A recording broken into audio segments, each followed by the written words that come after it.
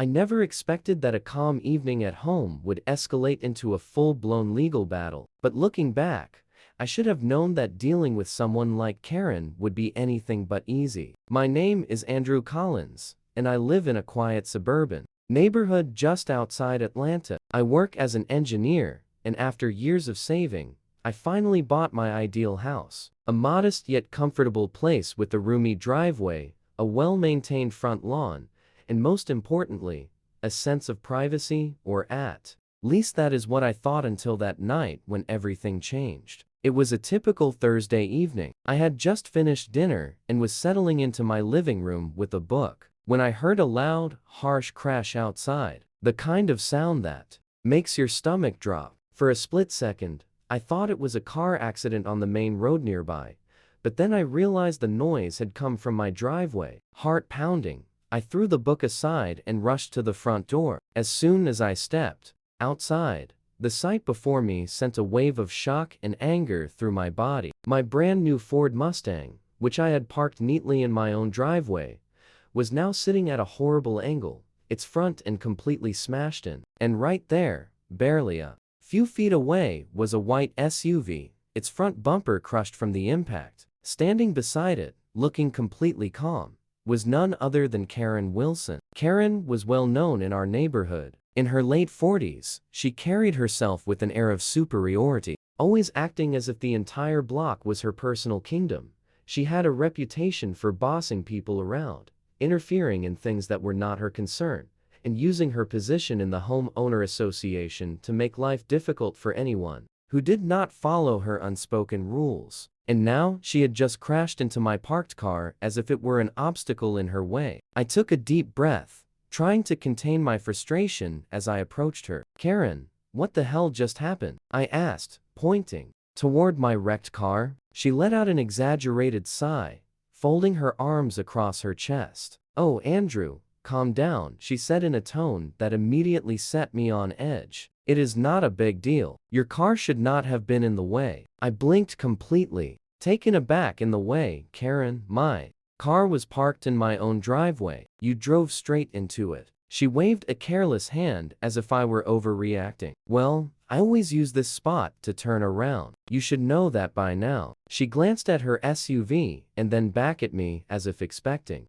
me to say sorry for the inconvenience. "I did not mean to hit it, obviously, but if you had just parked differently, this would not have happened." I could hardly believe what I was hearing. My car was destroyed. My driveway had tire marks from her wild turn, and yet she was acting like I was the one at fault. "Karen, this is not my problem. It is yours. You smashed into my property. You are going to have to pay for the repairs." Her expression shifted slightly, but instead of guilt, I saw annoyance. "Oh, come on, Andrew. It was an accident. Let us not make a big deal out of this," she said, rolling her eyes. "Besides, I do not see why I should have to pay for anything. It is just a car." My hands tightened into fists at my sides. "It is not just a car. It is my car, my brand new car that you just damaged. I'm calling the police." That finally got a response out of her. Karen's lips thinned and her eyes squinted slightly. "Oh,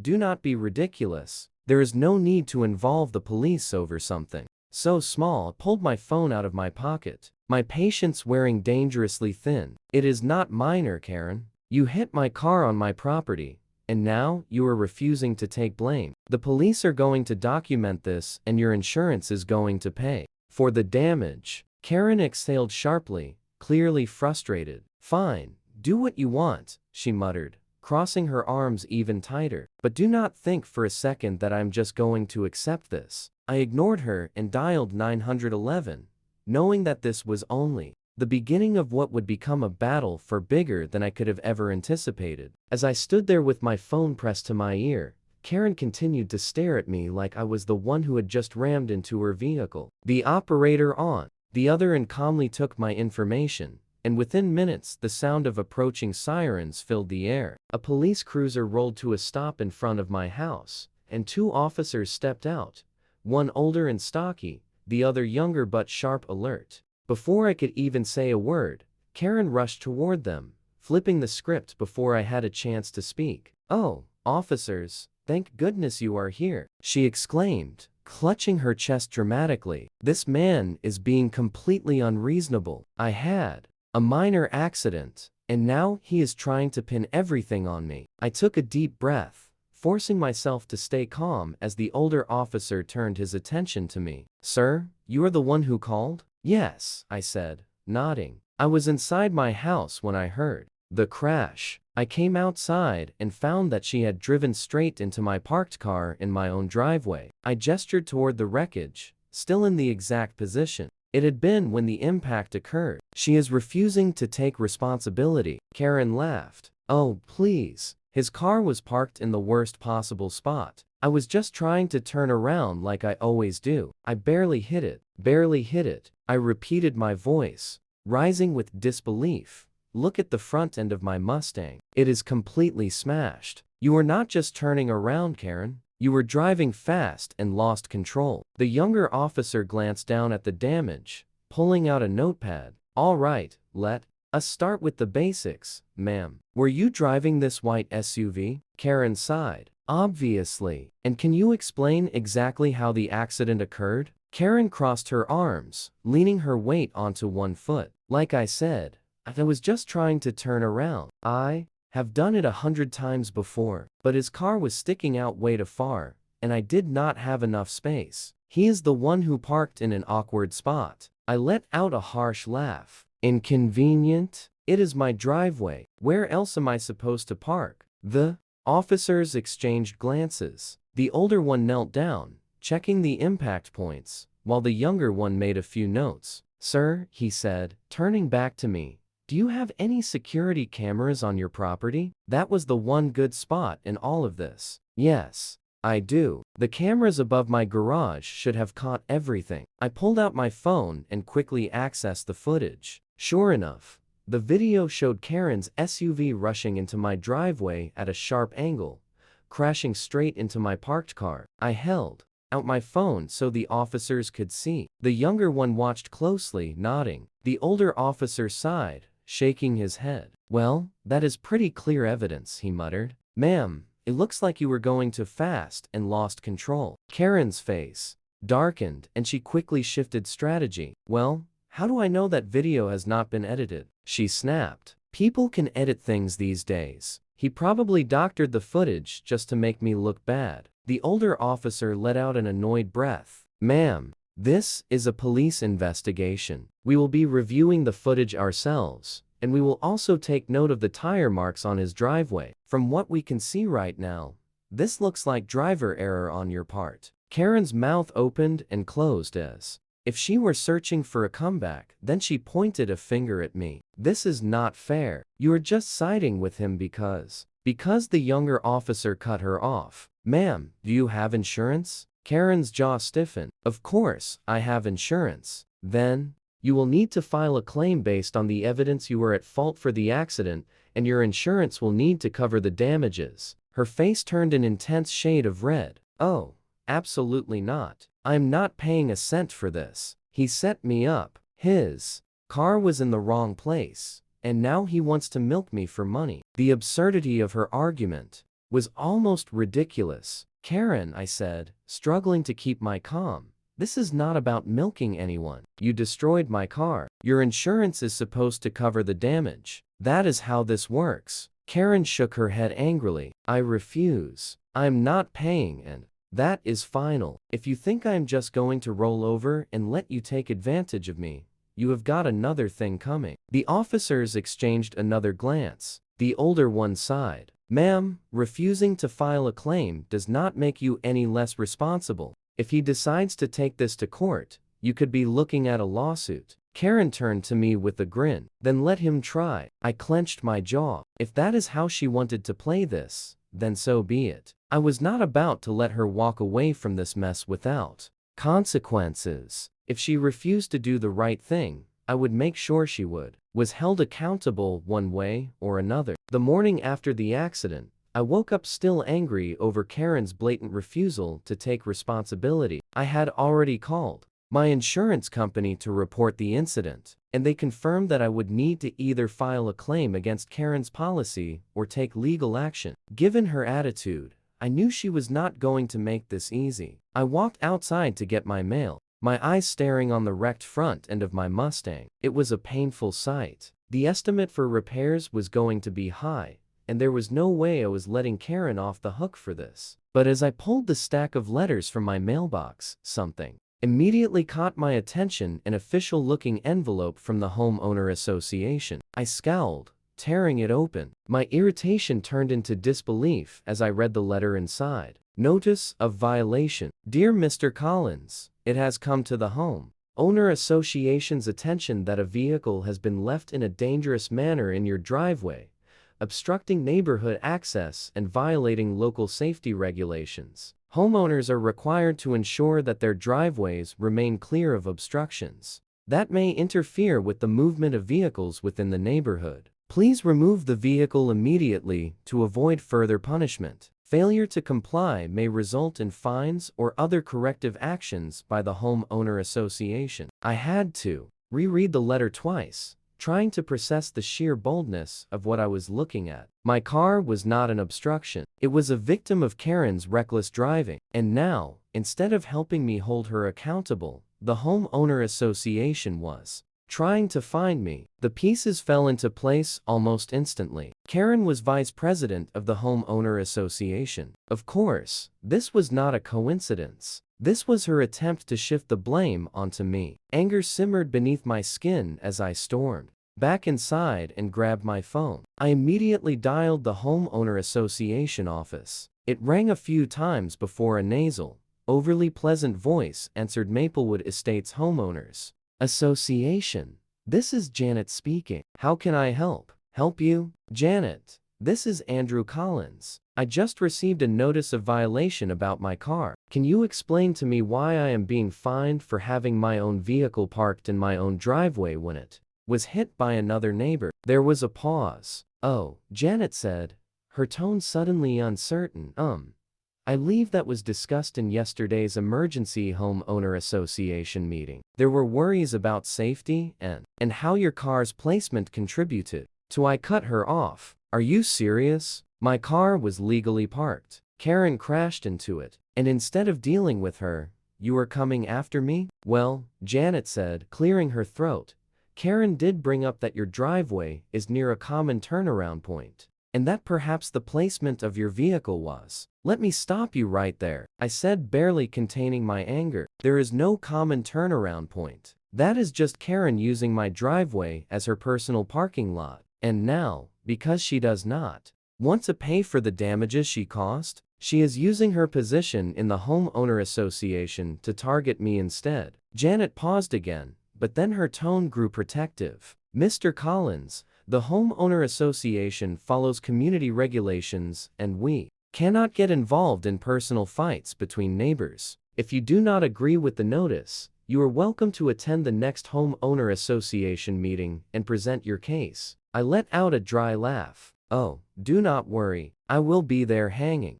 up. I took a deep breath, trying to control my anger. It was bad enough that Karen had damaged my car, but now she was twisting the homeowner association to scare me into backing down. She clearly thought that by making my life miserable, I just dropped the issue. She was dead wrong. If she wanted to fight, I was more than ready to give her one. I knew Karen was not going to back down willingly, which meant I had to prepare for a legal battle the moment she used the homeowner association against me. It became clear she was not just trying to avoid paying for the damage. She was trying to pressure me into dropping the matter entirely. That was not going to happen. The first thing I did was contact my lawyer, Daniel Reed, a strict attorney specializing in property disputes and civil cases. When I explained the situation, he let out a low chuckle. Well, Andrew, he said, you have got yourself a classic case of negligence mixed with a little homeowner association overreach. Good news, you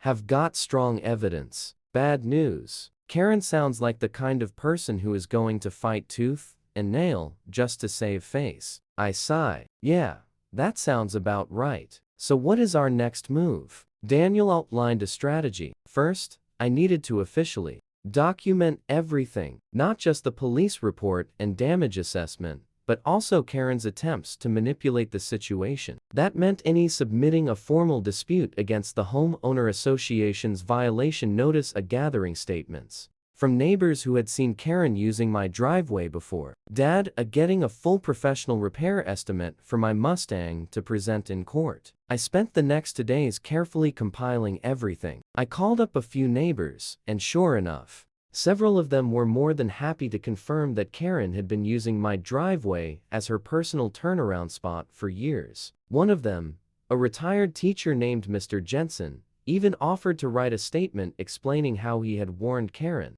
multiple times that she was driving too wildly. She acts like the whole neighborhood belongs to her. Mr. Jensen told me people just do not push back because she makes their lives hard when they do. But I will back you up. Someone needs to put her in her place. With his statement, the security footage, and the police report in hand, my case was getting stronger by the hour. Daniel drafted a formal request letter to Karen's insurance company outlining the damages and demanding full compensation. If she refused, the next step was filing a case. The letter was sent, and all that was left to do was wait. 2 days later, Karen showed up at my doorstep. I opened the door to find her standing there, arms crossed, her expression twisted into an exaggerated smirk. I see. You are really going through with this, she said, dragging your little lawyer into it, making a big deal out of nothing. I met her eyes evenly. It is not nothing, Karen. You wrecked my car and tried to blame me for it. You are the one who made this worse by refusing to do the right thing. She rolled her eyes. Oh, please. Do you really think a judge is going to agree with you? I have the homeowner association backing me up. And let me tell you something, Andrew. You do not want to be the guy who goes against the association. I crossed my arms. Let me tell you something, Karen. You do not want to be the one caught abusing your position in the homeowner association. Because once I am done with this lawsuit, you will not just be paying for my car, you will be answering for every single time you have used your authority to push people in this neighborhood. Her smirk weakened for just a second before she snapped. Fine, waste your time, but do not say I did not warn you with that. She turned on her heel and walked away. I closed the door, feeling a strange sense of satisfaction. Karen was trying to act like she was still in control, but I had seen the flick of doubt in her eyes. She was starting to realize she had picked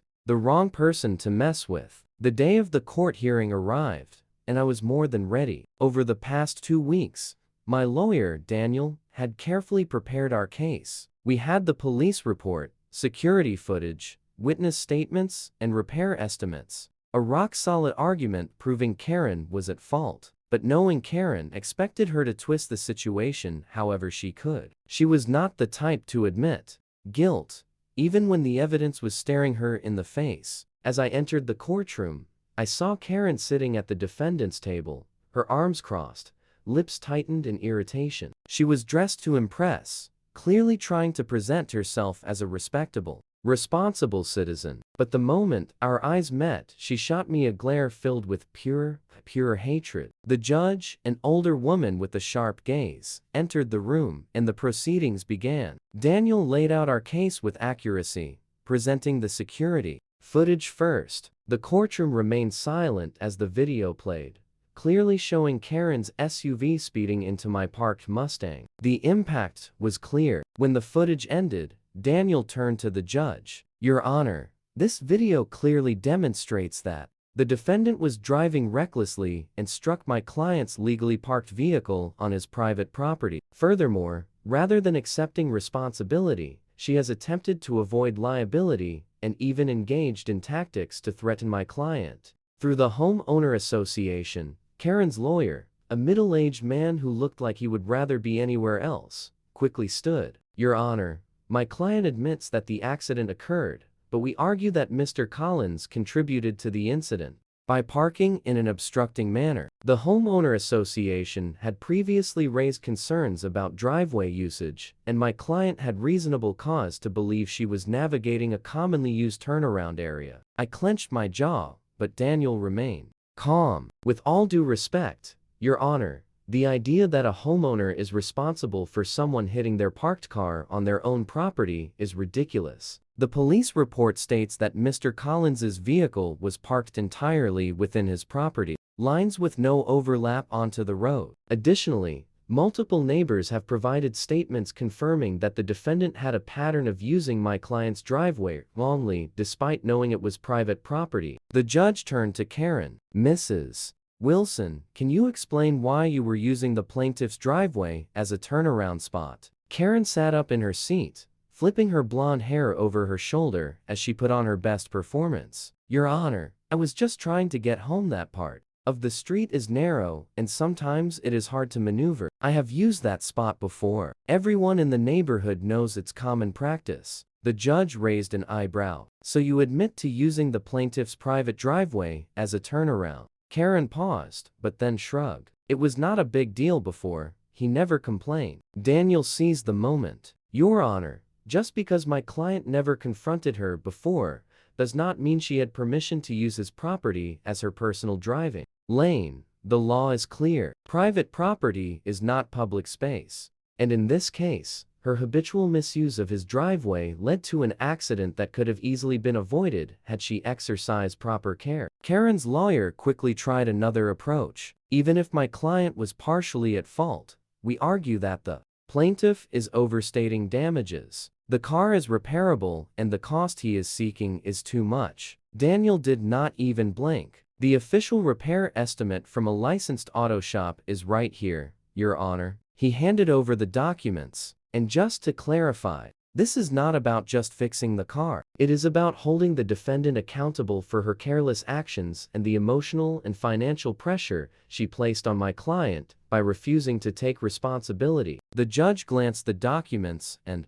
then fixed Karen with a hard stare. Mrs. Wilson, your SUV struck the plaintiff's parked vehicle. You were on his property. You knowingly misused his driveway. And now, instead of handling this properly, you have forced this matter into a lawsuit. Do you have anything else to say in your reply? For the first time, Karen looked genuinely nervous. She shifted uncomfortably in her seat, her usual bravado weakening. I did not mean for it to go this far. I just did not think it was that big of a deal. The judge let out a slow breath and set down the papers in front of her. Well, it is a big deal, Mrs. Wilson. And now, you are going to be held accountable. Karen's face went white. She knew, just as I did, that she had lost. The judge's ruling was swift and final. Karen was found fully liable for the damages to my car and ordered to pay the full repair costs, court fees, and an additional fine for refusing to cooperate. The total came out to nearly $115,000, a number that wiped the grin off her face. Instantly, as we exited the courtroom, Karen tried to save face, turning to me with an angry glare. You really had to take it this far, did not you? She hissed, her voice dripping with hatred. I stared at her, my patience long gone. You took it this far, Karen. If you had just owned up to what you did from the start, we would not be here, she scoffed, but had no real comeback. With her pride shattered and her bank account about to take a major hit, she stormed off without another word. But her problems did not end there. Word of the lawsuit spread quickly through the neighborhood, and the truth about what happened, her reckless driving, her lies, and her use of homeowner association power, became common knowledge. Neighbors who once tolerated her out of fear turned against her. Some started openly questioning her leadership in the homeowner association. Others, tired of her controlling ways, began pushing for her removal from the board. Within a month, the pressure became too much. Karen resigned from the homeowner association, claiming it was to focus on personal matters. But everyone knew the truth. She had been forced out. And just like that, Karen lost the influence she had held over the community for years. The very thing she had used to scare me had become her downfall. With the lawsuit settled and Karen effectively removed from power, I finally felt a sense of relief. My Mustang was repaired. My legal expenses were covered. And best of all, I no longer had to deal with Karen's behavior. She had tried every trick in the book: manipulation, intimidation, and outright denial. But in the end, Facts and accountability 1. This whole ordeal taught me an important lesson: never let bullies go unchecked. Karen had spent years using her position in the homeowner association to control and intimidate people, assuming no one would ever challenge her. She was so used to getting her way that she genuinely believed she could crash into my car, blame me for it, and walk away without punishment. But she was wrong. I also learned the power of evidence and determination. Without security footage, witness statements, and legal backing, Karen might have actually convinced others that I was at fault instead. By standing my ground and methodically gathering proof, I made sure the truth could not be twisted in her favor. As for the neighborhood, things changed for the better. Without Karen controlling every little rule, people felt more at ease. Homeowner association meetings became less about control and more about actual community concerns. Neighbors who once stayed silent finally spoke their opinions. The fear Karen had created in them was gone. And Karen, a few months later, she put her house up for sale. She could not stand living in a place where she no longer held power. I watched her moving trucks pull away one morning and grinned to myself. Justice had been served.